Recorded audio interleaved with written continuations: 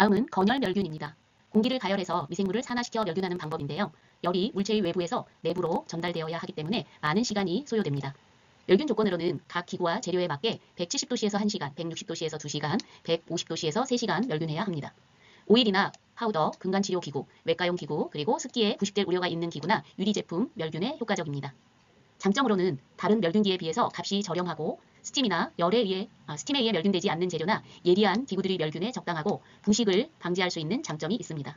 단점으로는 앞에서 멸균 조건에서 보듯이 멸균 시간이 너무 오래 걸리고 그리고 고온에서 멸균하기 때문에 금속성이 변하거나 접착부가 떨어질 수 있고 높은 온도에서 반복 사용을 하면 날이 무디어지는 단점이 있습니다. 건열 멸균기 사진입니다. 저도 건열 멸균기는 임상에서 보지 못했고 교재에서 사진으로만 보았습니다. 이옥가스 멸균법입니다. 에틸렌 옥사이드 가스를 사용해서 낮은 온도에서 멸균하는 방법으로 열이나 습기에 민감한 플라스틱 제품, 예를 들어 주사기, 타액 흡입기, 석션 팁, 교정용 플라스틱 장치 등이 해당되고 광학기기, 구강 내 카메라가 해당됩니다. 그리고 핸드피스 등이 멸균에 사용됩니다. 구조가 복잡한 기구의 내부까지 멸균하는 정밀 멸균에 사용 가능한 멸균법입니다. 멸균 소요 시간으로는 49도씨에서 2~3시간 멸균해야 되는데 가스 흡착과 잔류가 발생될 수 있기 때문에 장시간에 걸쳐서 잔류가스를 제거가 해야 합니다. 산화에틸렌 독성은 인체에 유해하기 때문에 흡입이나 신체 접촉이 이루어지지 않도록 주의해야 합니다. 사진은 이옥가스 멸균기입니다. 플라즈마 멸균입니다. 플라즈마 멸균은 광범위한 수술기구를 포함한 금속, 비금속 의료기구의 미생물을 저온에서 비활성화시키는 멸균 방법입니다. 플라즈마 멸균은 일반적으로 과산화수소수를 멸균제로 사용합니다. 장점으로는 저온 멸균으로 열에 민감한 기구의 수명을 연장시켜주고 플라즈마 반응 이후에는 과산화수소가 물과 산소로 자연 분해되어 잔류 독성이 없으며 정화시간이 필요하지 않고 바로 사용 가능합니다. 또한 짧은 멸균 시간과 그리고 고온, 고압, 습기에 취약한 기구의 멸균이 가능합니다. 즉 광중압기, 구강카메라, 플라스틱 재질의 인상용 기구, 고무 및 실리콘 기구 등이 해당됩니다. 단점으로는 장비가 비싸고 유지 비용이 많이 든다는 것입니다. 사진은 플라즈마 멸균기입니다. 다음은 사용한 기구를 어떻게 처리하는지 사용한 기구의 처리 과정에 대해서 살펴보겠습니다. 첫 번째 과정은 사용한 기구를 세척하기 전에 세척 전 용액에 담그는 것입니다. 사용한 기구는 즉시 세척 전 용액에 이렇게 담궈두는 것이 필요합니다. 세척 전 용액으로는 중등도 소독제로 주로 권장되는 것은 약알칼리성 세제 또는 효소 세척제입니다. 두 번째 과정은 기구를 세척하는 과정으로서 미생물의 수를 줄이고 미생물을 살균제로부터 격리시킬 수 있는 혈액, 타액, 기타 감염성 전염 물질을 제거하는 과정이라고 할 수 있습니다. 기구를 세척하는 방법은 손으로 세척하는 방법과 초음파로 세척하는 방법으로 나눌 수가 있습니다.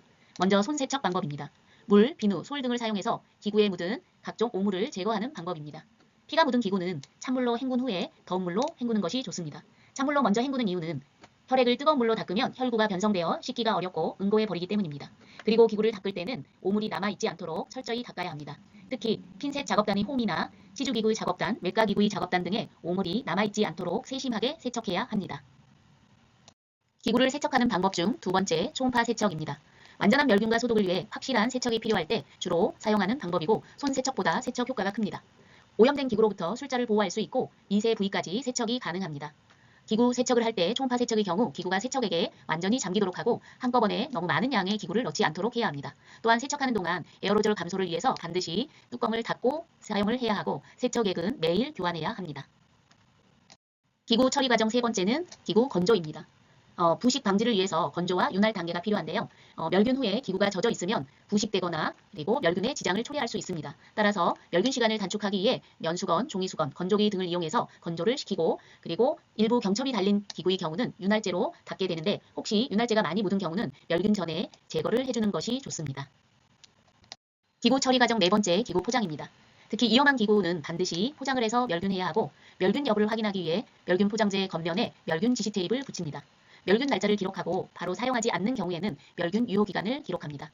멸균 유효기간 1개월이 경과된 다음에는 다시 멸균해서 사용해야 합니다.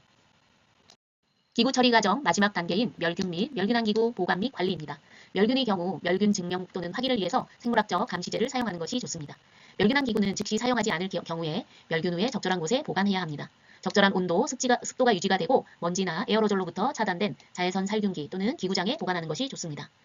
유효기간이 지난 경우에는 다시 멸균해서 사용해야 합니다. 그리고 멸균 시에는 포장한 것 그대로 보관하는 것이 좋습니다.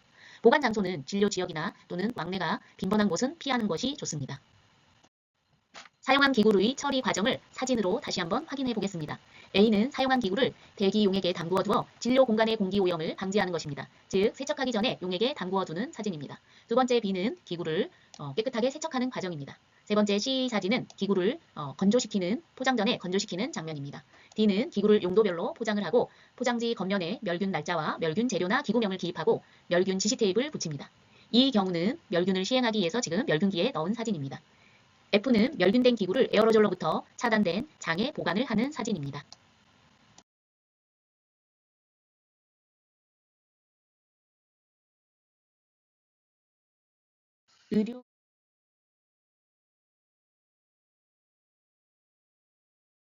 의료기관에 종사하는 인력은 개인